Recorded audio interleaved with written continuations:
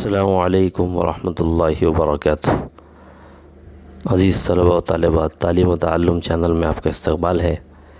آج ہم انشاءاللہ 10ویں جماعت کی اردو درسی کتاب کی چھٹی نظم صحن چمن کی سیر کا مطالعہ کریں گے، جس کی شاعر عادل ناگپوری۔ یہ ایک مثنوی ہے، آپ اس کو بہت توجہ سے دیکھیں اور سنیں تاکہ آپ آسانی سے اس کو حل کر سکیں۔ سب سے پہلے ہم عنوان دیکھتے ہیں، صحن چمن کی سیر۔ آپ سوچتے ہوں گے کہ اس کو اس طرح بھی کہا جا سکتا تھا کہ چمن کی سیر، صحن چمن کی سیر کیوں کہا؟ تو صحن چمن کہتے ہیں اصل میں باغ کا احاطہ اور باغ کا تختہ۔ تو باغ کے احاطے کی سیر مراد وہی ہے کہ چمن کی سیر، لیکن اس کو اس طرح سے اس کی ادائیگی کی گئی، صحن چمن کی سیر۔ تو باغ کے احاطے کی سیر، پہلی بات، مثنوی اردو شاعری کی ایک اہم صنف ہے جس میں مسلسل اشعار کے ذریعے کسی واقعے یا منظر وغیرہ کی تصویر کشی کی جاتی ہے۔ اب یہاں پر مثنوی سے متعلق بتایا جا رہا ہے کہ مثنوی کسے کہتے ہیں؟ اس کی تعریف ہی یہ ہے کہ کسی واقعے یا قصے یا کہانی کو، کسی یا منظر کو مسلسل اشعار کے ذریعے بیان کیا جاتا ہے۔ مطلب اس میں مسلسل اشعار کا مطلب یہ ہے کہ جو بھی واقعہ بیان کیا جا رہا ہے، منظر بیان کیا جا رہا ہے، وہ اس کو مسلسل بیان کیا جاتا ہے، اس میں بیچ میں دوسری باتیں داخل نہیں کی جاتی، بلکہ اگر ایک واقعہ بیان کیا جاتا ہے تو تفصیل سے اسی واقعے کو بیان کیا جاتا ہے۔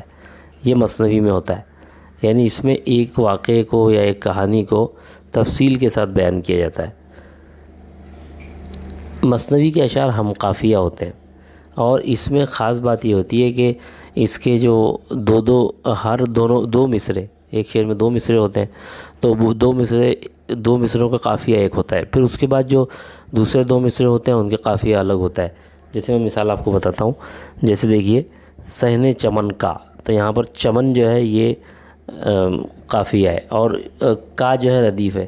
اب ادھر آگے دیکھیں دوسرے مصرے میں تو سمن قافیہ اور کا ردیف۔ اسی طرح ادھر اس کے بعد دوسرا شعر دیکھیے، بند اور پابند، تو بند اور پابند یہ قافیے ہیں، رہیے یہ ردیف ہے۔ تو یہ بات آپ کو ذہن میں رکھنی ہے کہ مثنوی میں کیا ہوتا ہے، ہر شعر کے قافیے الگ ہوتے ہیں، یعنی ہر شعر کے دونوں مصروں کے قافیے الگ ہوتے ہیں، اسی لیے اس کو مثنوی اس اعتبار سے بھی کہا جاتا ہے کہ اس میں 2 مصروں کے قافیے الگ ہوتے ہیں، پھر اس کے بعد 2 مصروں کے قافیے الگ ہو جاتے ہیں، تو اسی لیے اس کو مثنوی کہا جاتا ہے۔ مثنوی کا مطلب یہ ہوتا ہے 2، یعنی 2 قافیے استعمال ہوتے ہیں ایک شعر میں، پھر اس کے بعد اور دوسرے شعر میں 2 قافیے، پھر تیسرے شعر میں، اس طرح بدلتے رہتے ہیں۔ تو مثنوی جو ہوتی ہے اس میں اس کے اشعار ہم قافیہ ہوتے ہیں، یعنی ایسا نہیں ہوتا کہ اس میں قافیے کا استعمال نہیں ہوتا، بلکہ قافیہ استعمال کیا جاتا ہے اشعار میں۔ ہر شعر میں مختلف قافیوں کی وجہ سے اس نظم میں طویل قصے کو بآسانی بیان کیا جا سکتا ہے، اور اس میں آسانی ہو جاتی ہے۔ اگر ایک ہی طرح کے قافیے ہوتے، جیسے غزل میں ہوتا ہے کہ اگر ایک پہلے مطلع میں جو قافیے استعمال کیے گئے تو آخر تک اسی طرح کے اسی انداز کے قافیے لانے پڑیں گے، لیکن مثنوی میں ایسا نہیں ہے۔ مثنوی میں جو پہلے شعر میں قافیے استعمال کیے گئے ضروری نہیں کہ وہ دوسرے شعر میں آئیں گے، دوسرے شعر کے قافیے بدل جائیں گے، تیسرے شعر کے قافیے بدل جائیں گے، تو اس طرح سے اس میں قافیے بدلتے رہتے ہیں، اس لیے اس میں بڑے بڑے قصوں کو بھی آسانی سے بیان کیا جا سکتا ہے۔ مثنوی میں عجیب و غریب قصے، عشق و محبت کی کہانیاں، جنگ، مہم جوئی کے حالات وغیرہ بیان کیے جاتے ہیں۔ بہت سی باتیں اس میں بیان کی جا سکتی ہیں، جیسے بہت سے جو عجیب و غریب قصے ہوتے ہیں، اور اس کے علاوہ عشق و محبت کی داستانیں ہوتی ہیں، اس کے علاوہ جنگ کی داستان ہے، مہم جوئی کے حالات ہیں، یعنی کوئی اہم مہم اور اہم کام انجام دیا گیا تو اس کے حالات بھی بیان کیے جا سکتے ہیں مثنوی میں۔ ہماری مثنویوں میں فطرت کی خوبصورتی کو بھی طرح طرح سے بیان کیا گیا، اور ہماری اردو زبان میں جو قدرتی مناظر ہیں ان کی خوبصورتی کو بھی بڑے خوبصورت انداز سے بیان کیا گیا ہے، الگ الگ انداز سے بیان کیا گیا۔ شعراء نے خاص طور پہ باغات کی رنگا رنگی کو اشعار میں اس طرح پیش کیا ہے کہ درختوں، پھولوں، نہروں اور روشوں کی تصویریں سامنے جاتی ہیں، یعنی خاص طور پر قدرتی مناظر میں باغوں کی جو تصویر اچھے سے کھینچی ہے شعراء نے باغات کی رنگا رنگی کو، یعنی باغات میں جو مختلف قسم کے پھول ہوتے ہیں ان کو یعنی اس طرح پیش کیا جاتا ہے کہ اگر ہم دیکھیں کہ وہاں جو درخت ہوتے ہیں، وہاں جو پھل ہوتے ہیں، نہریں ہوتی ہیں اور وہاں جو راستے ہوتے ہیں، سب کی تصویر سامنے لے آتا ہے شاعر اپنے اشعار کے ذریعے۔ ہم باغ میں چلنے والی ہواؤں اور پھولوں کی مہک کو محسوس کرنے لگتے ہیں، اتنی خوبصورتی سے بیان کرتے ہیں کہ ایسا لگتا ہے کہ ہم باغ میں ہیں اور ہوائیں چل رہی ہیں اور خوشبو آ رہی ہے۔ ذیل کے اشعار میں باغ کی جو منظر نگاری کی گئی ہے وہ گل و لالہ، نسیم و شمیم اور پرندوں کی چہکار سے بھری ہے۔ ابھی ہم جو اشعار پڑھنے جا رہے ہیں مثنوی کے، اس میں بھی باغ کا منظر بیان کیا گیا ہے، اور اس باغ کے منظر کو پڑھنے باغ کے منظر میں کون سی چیزیں ہیں تو گل و لالہ، نسیم و شمیم اور پرندوں کی چہکار ہے، یعنی اس میں پھولوں کا ذکر ہے۔ لالہ ایک خاص قسم کا پھول ہوتا ہے، گل کے معنی پھول کے ہوتے ہیں، تو پھولوں کا تذکرہ ہے۔ نسیم و شمیم کا ذکر ہے، نسیم تو ہوا کو کہتے ہیں صبح کے وقت چلتی ہے، اور شمیم جو ہے یہ پھولوں کی خوشبو کو کہا جاتا ہے، تو ہوا اور خوشبو کا بھی ذکر ہے، اور پرندوں کے چہچہانے کا بھی تذکرہ کیا گیا ہے۔ تو اس مثنوی میں بڑا خوبصورت منظر پیش کیا گیا ہے، ہم آگے دیکھیں گے تو سمجھ میں آئے گا۔ عادل ناگپوری صاحب جو ہیں، ان کا نام اصل میں سید عبدالعلی تھا، اور 1823 میں ناگپور میں پیدا ہوئے تھے۔ دینیات کی ابتدائی تعلیم انہوں نے گھر میں حاصل کی، شروع میں گھر میں ہی پڑھا انہوں نے۔ جو ان کی ابتدائی تعلیم دینیات کی تھی، یعنی جو دینی تعلیم ہوتی ہے تو وہ تمام ناظرہ اور ساری چیزیں انہوں نے گھر میں کی۔ اس کے بعد اعلیٰ تعلیم کے لیے انہوں نے اپنے زمانے کے بڑے عالموں کے آگے زانوئے ادب طے کیا۔ اس کے بعد جب وہ اعلیٰ تعلیم کو حاصل کرنے کے لیے انہوں نے کیا کیا کہ اپنے زمانے کے جو بڑے بڑے علماء تھے ان کے سامنے انہوں نے زانوئے ادب طے کیا۔ زانوئے ادب طے کرنا کسے کہتے ہیں؟ یعنی یہ کہ شاگردی اختیار کرنا، ادب کی زانو کو طے کرنا، موڑنا، یعنی کہ یہ اردو میں استعمال کیا جاتا ہے، زانوئے تلمذ طے کرنا یا زانوئے ادب طے کرنا، اس کا مطلب شاگردی اختیار کرنا۔ بڑے بڑے علماء کے شاگرد ہوئے وہ، اور عادل رگھوجی راجے سوم کے انتظامیہ میں ملازم بھی رہے، اور رگھوجی راؤ بھوسلے جو ناگپور کے راجہ تھے ان کے دربار میں یہ انتظامیہ میں بھی شامل تھے، یعنی جو لوگ انتظام سنبھالتے ہیں تو اس میں یہ شامل بھی تھے۔ انہوں نے 1894 میں وفات پائی اور 1894 میں انتقال بھی ہوا۔ فارسی میں بھی عادل کی کئی کتابیں ہیں، درج ذیل مثنوی ان کی کلیات سے لی گئی، فارسی میں بھی بہت سی کتابیں لکھی۔ ابھی جو ہم نظم پڑھنے جا رہے ہیں، مثنوی پڑھنے جا رہے ہیں، یہ ان کی کلیات سے لی گئی۔ کلیات کا مطلب ہوتا ہے جس میں تمام اشعار کو جمع کرنے کی کوشش کی جاتی ہے ایک کتاب میں، وہ کلیات ہے، تو اس میں سے یہ لی گئی ہے۔ یہ جو ابھی مثنوی ہم پڑھنے جا رہے ہیں، آپ بہت دھیان سے سنیں، اس میں آپ کو بہت سے الفاظ معنی نوٹ بھی کرنے ہیں اور ہر چیز کو اچھی طرح سمجھنا ہے۔ خیال آیا یک روز صحن چمن کا، ہوا میل دل دیدے سرو و سمن کا۔ یہیں سے ہم ایک ایک چیز کو سمجھتے چلتے ہیں۔ صحن چمن میں نے آپ کو بتایا، پاک کا احاطہ، میل دل، دل کی چاہت، دل کا جھکاؤ، میل سے مراد ہے مائل ہونا، تو دل کا میلان، دل کا جھکاؤ، دل کی چاہت۔ دیدے سرو، دیکھو یہ بھی مرکب اضافی کی ترکیب ہے، میل دل، دل کا مائل ہونا، دل کی چاہت، دل کا جھکاؤ۔ دیدے سرو سمن، یہ بھی مرکب اضافی ہے، سرو سمن یہ واو عطف کے ساتھ ہے۔ سمن چمیلی اور سرو ایک اونچا درخت ہوتا ہے، اور سمن چمیلی کے لیے استعمال ہوتا ہے، تو چمیلی اور سرو کو دیکھنا، دیدے سرو سمن کا مطلب ہوگا چمیلی اور سرو کو دیکھنا، سرو کے درخت کو دیکھنا۔ اب شاعر یہاں پر آپ پہلے یہ سمجھ لیں کہ اس مثنوی میں دل اور عقل یہ دونوں کو بیان کیا گیا ہے۔ پہلے دل جو ہے شاعر کو مخاطب کرتے ہوئے اس کو باغ کی سیر کرنے پر آمادہ کرتا ہے، لیکن بعد میں عقل جو ہے اس سے باز رکھتی ہے، اور کہتی ہے کہ یہ سب امیر لوگوں کا کام ہے، تم کو اگر سیر کرنی ہے تو رگھوجی راؤ بھوسلے کے دربار میں جاؤ، وہاں جاؤ اس لیے کہ ان کی جو عظمت اور شان و شوکت ہے، تو اس کو جب تم دیکھو گے تو تم یہ اس چمن کو بھول جاؤ گے، اور وہاں جانے میں تمہارا فائدہ بھی ہو سکتا ہے۔ تو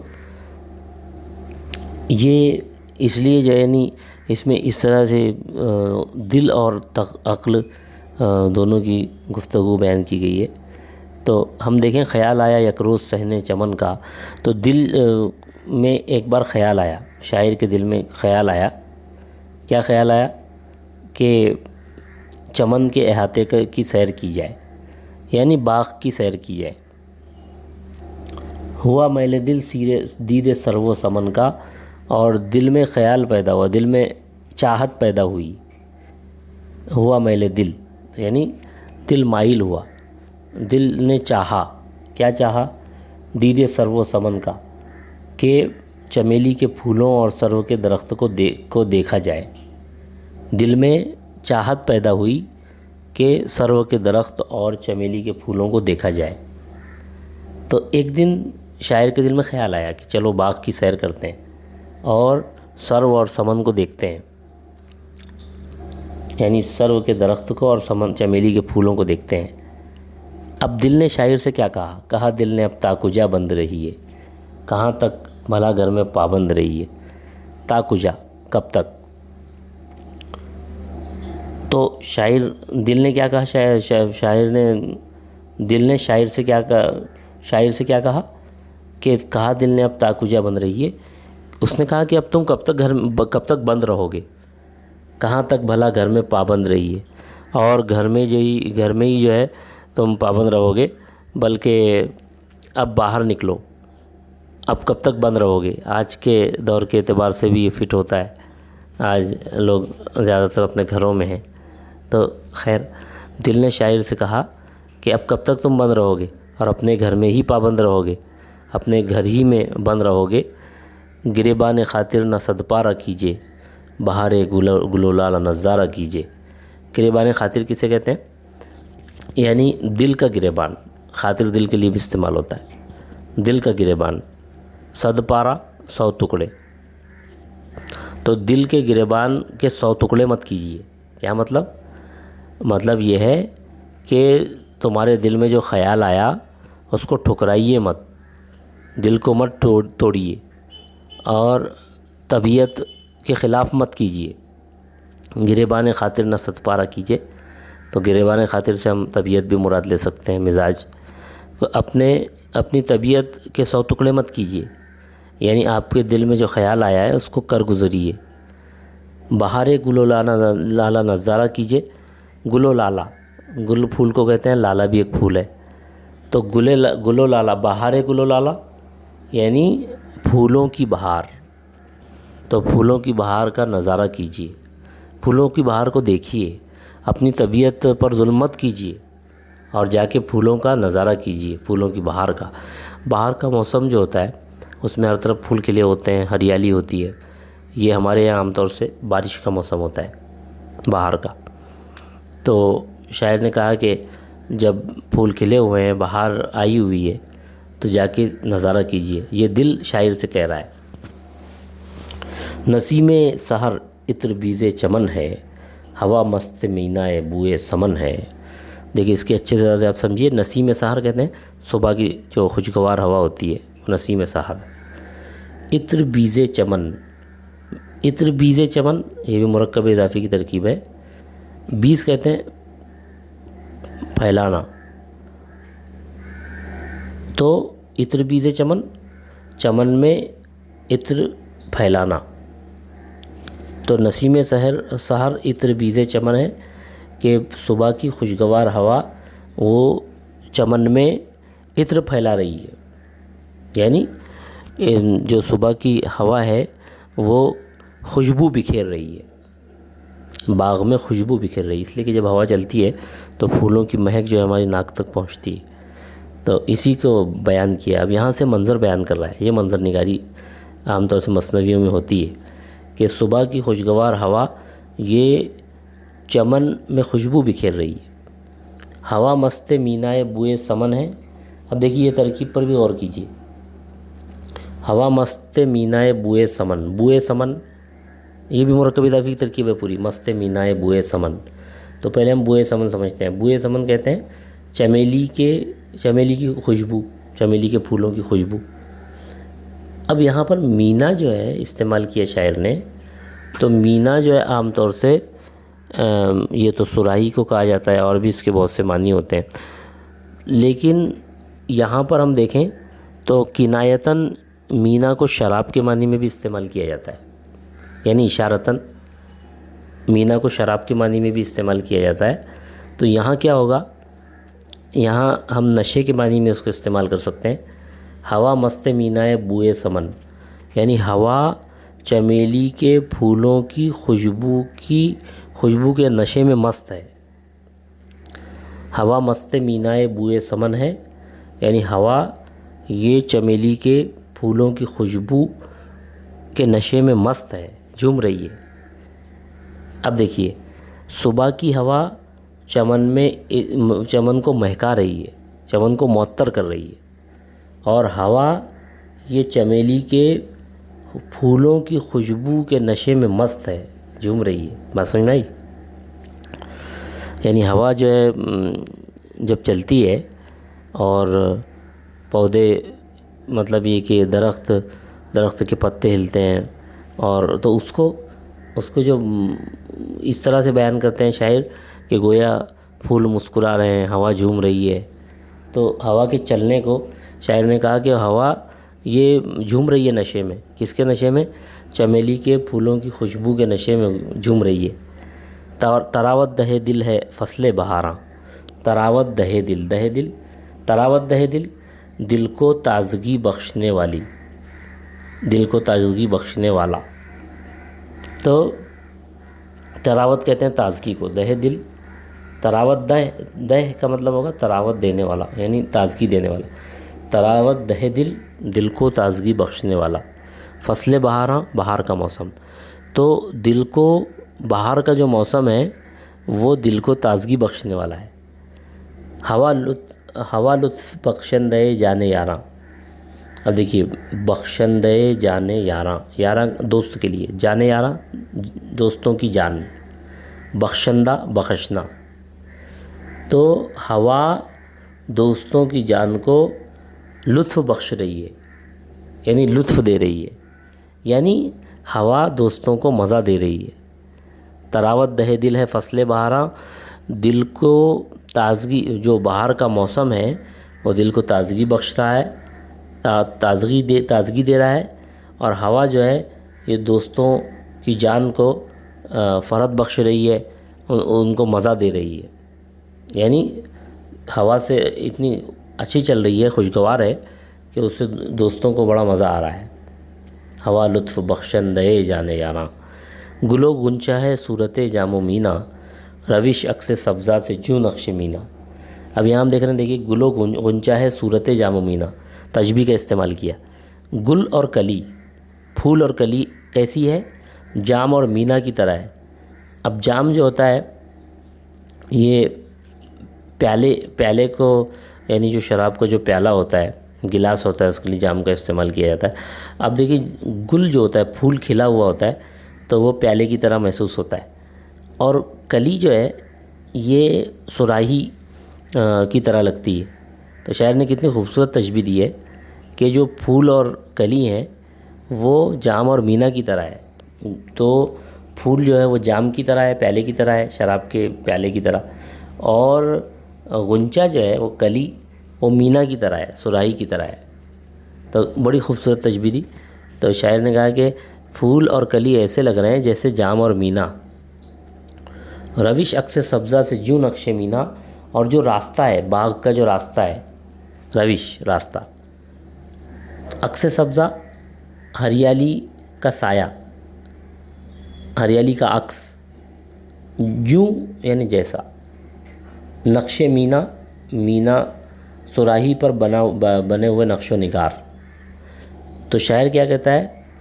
پہلے تو یہ کہہ رہا ہے کہ بہار کے موسم میں پھول اور کلی جام اور مینا کی طرح لگ رہے ہیں، اور پھر راستے کی بھی تعریف کر رہا ہے، اور جو راستہ ہے باغ کا جو راستہ ہے وہ راستہ سبزے کے عکس کی وجہ سے اس طرح خوبصورت ہو گیا ہے جیسے صراحی پر نقش و نگار کیے گئے ہوں.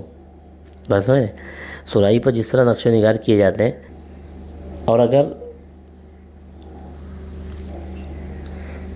سفیر انادل ملالت ربا ہے خیاباں میں مستانہ پھرتی صبا ہے. صبا کے معنی ہوا.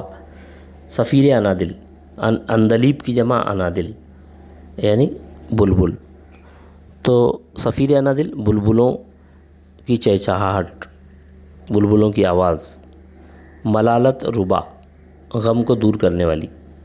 تو بلبلوں کی جو آواز ہے وہ غم کو دور کرنے والی یعنی وہ بہار کے موسم میں جو بلبلوں کی چہچہاہٹ ہے اس سے غم دور ہو رہا ہے. خیاباں میں مستانہ پھرتی صبا ہے. اور جو کیاریاں ہیں کیاری میں جو ہوا ہے وہ جھوم کر جو ہے مست ہو کر پھر رہی ہے. یعنی ایک منظر بیان کیا شاعر نے بہار کا منظر بیان کر رہا ہے کہ جو ہوا چل رہی ہے تو وہ ایسے لگ رہا ہے کہ پھولوں کی کیریوں میں سے وہ مستانہ یعنی جھومتے ہوئے گزر رہی ہے. اتنا خوبصورت منظر ہے. اب یہ ساری باتیں دل نے شاعر سے کہیں. اتنا خوبصورت منظر کھینچ دیا کہ اب شاعر کا دل چاہا کہ میں باغ کی سیر کروں. جیسے ہی شاعر کے دل میں خیال آیا تو ہوئی ختم تقریر جب دل کی یکسر یعنی مکمل طور پر. جب دل کی تقریر مکمل طور پر ختم ہو گئی خرد نے کہا مجھ سے آشفتہ ہو کر.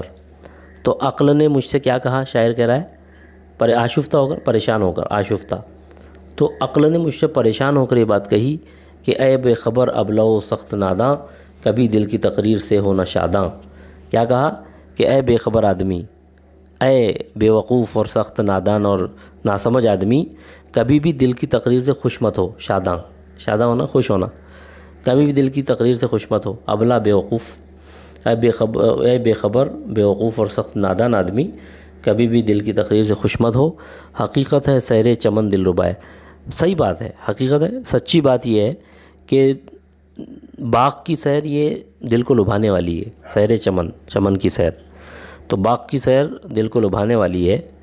ولے اس کو جو اہل برگ و نوا ہے لیکن اس کو لبھانے والی ہے جو اہل برگ و نوا ہے یعنی جو مالدار ہیں. اہل برگ و نوا سے مال و متاع والے ساز و سامان والے یعنی امیر لوگ مراد ہیں. ولے لیکن تو عقل کیا کہہ رہی ہے شاعر کو کہ صحیح بات ہے کہ جو چمن کی سیر ہے وہ دل ربا ہے دل کو لبھانے والی ہے لیکن کس کے لیے. ولے اس کو جو اہل برگ و نوا ہے لیکن اس کے لیے جو مالدار ہے اسی کو لبھانے والی ہے. یہ گل گشت زیبا نہیں ہر گدا کو. گل گشت باغ کی سیر پھولوں کا گشت لگانا زیبا نہ ہونا مناسب نہیں ہے. گدا فقیر کو مفلس بھی غریب آدمی کو کہا جاتا ہے. تو یہ گلگشت زیبا نہیں ہر گدا کو. اور یہ باغ کی سیر جو ہے نا ہر فقیر آدمی کے لیے مناسب نہیں ہے.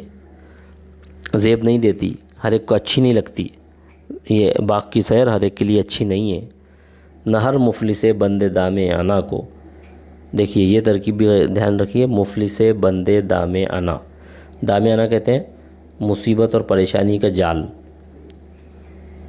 اب مفلس بندے دام انا یعنی پریشانی کے جال میں پھنسا ہوا غریب. پورا ترجمہ ہوگا مفلس بندے دام انا یعنی مصیبت کے جال میں پھنسا ہوا غریب.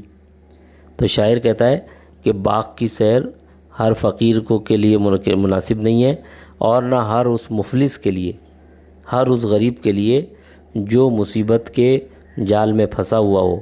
ان کے لیے باغ کی سیر بالکل مناسب نہیں ہے. اگر یوں ہی منظور ہے سیر گلشن. ہاں اگر تم کو جو ہے نا گلشن کی سیر اگر منظور ہی ہے یعنی گلشن کی سیر کرنی ہی ہے. گلشن کی سیر باغ کی سیر اگر تم کو منظور ہی ہے کہ باغ کی سیر کی جائے اگر تمہارا دل چاہ ہی رہا ہے مطلوب سمے سفیر نوازن یعنی چہچہاہٹ. سمے سفیر نوازن چہچہاہٹ کی آواز کو سننا. سننے کو کہتے ہیں. سفیر یہ آواز اور سیٹی کے معنی میں آتا ہے.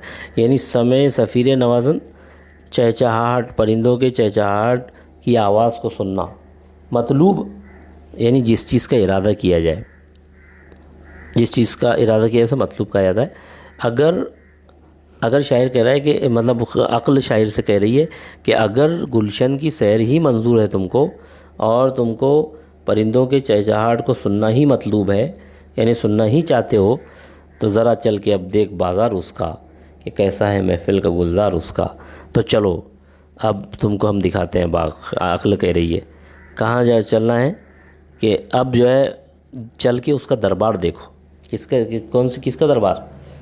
ये रघुजी राव भोसले जो हैं, इनका दरबार देखो कि कैसा है महफिल का गुलजार उसका, कि उसकी महफिल का बाग कैसा है वो जाकर देखो। यहाँ पर इस्तिआरा इस्तेमाल किया, वो महफिल को बाग कहा, बादशाह की महफिल को बाग कहा। जिसे देख, और कैसा बादशाह है वो, जिसे देख पीरे फलक बाक़द ख़म। पीरे फलक, पीर कहते हैं बूढ़े को, मतलब जो बुज़ुर्ग हो जाए। तो पीरे फलक, ये आसमान, फलक आसमान के लिए पीर इस्तेमाल किया जाता है, इसलिए कि मतलब उसके बहुत ज़्यादा कदीम होने की वजह से, पुराना होने की वजह से उसको पीरे फलक कहा जाता है। तो जिसे देख पीरे फलक बाक़द ख़म, कद ख़म यानी झुके हुए कद के साथ, आदाब जैसे किया जाता है झुककर, तो वो झुका हुआ कद मुराद है। बाक़द ख़म झुके हुए कद के साथ, बा। तो जिसे देख पीरे फलक बाक़द ख़म, के ऐसे बादशाह, ऐसे राजा के दरबार को देखो कि जिसको पीरे फलक भी, यानी जिसको आसमान भी जो है झुके हुए कद के साथ अदब से खड़ा बहरे मुजरा दमादम, अदब से खड़े होके मुसलसल सलाम कर रहा है। बहरे मुजरा सलामी देने के वास्ते, दमादम मुसलसल। तो ऐसे बादशाह के दरबार के गुलजार को देखो कि जिसको आसमान भी जो है झुककर अदब से उसके सलामी के लिए मुसलसल वो उसको सलामी दे रहा है और खड़ा हुआ है, झुक के खड़ा हुआ है उसको सलामी देने के लिए। तो ऐसे बादशाह के दरबार को देखो ताकि तुमको समझ में आएगा कि असल दरबार तो ये है कि जिसमें यानी हमको वहाँ पे गरीबों का फ़ायदा भी होता है, और वहाँ की जब तुम शान व शौकत देखोगे तो तुम बाग को भूल जाओगे। तो इस तरह से यहाँ पर आपकी ये मसनवी थी, और आप इसको अगर अच्छे से समझने की कोशिश करें तो इंशाअल्लाह आप मुकम्मल इसको समझ जाएंगे और आसानी से इसको हल भी कर पाएंगे। उम्मीद है आपको समझ में आया होगा। तो आप चैनल को सब्सक्राइब भी कर लें, बेल आइकन प्रेस करके ऑल पर क्लिक कर लें, ताकि जितने भी वीडियोज़ अपलोड किए जाएं सब आप सबको आसानी से देख सकें।